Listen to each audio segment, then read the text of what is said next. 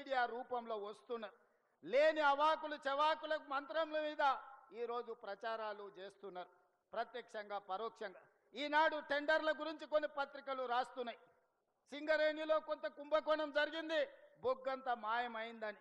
నేను ఆ పత్రికలకు, ఆ టీవీలకు, ఆ సోషల్ మీడియా వాళ్లకు, ఆ రాజకీయ పార్టీ నాయకులకు నేను చెప్పదలుచుకున్నా, ఈ ప్రభుత్వంలో అవకతవకలకు తావు లేదు.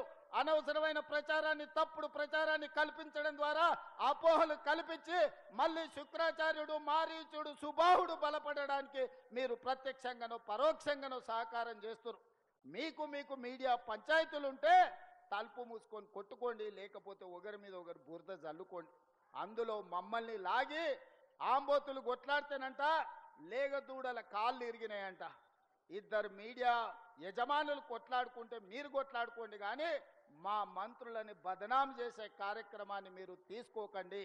దయచేసి ప్రత్యక్షంగానో పరోక్షంగానో మీరు రాస్తున్న రాతలు, చూపిస్తున్న చూపులు మారీచుడి సుబావులకు, శుక్రాచార్యునికి సహకారం అందించినట్టుగా ఉంటుంది.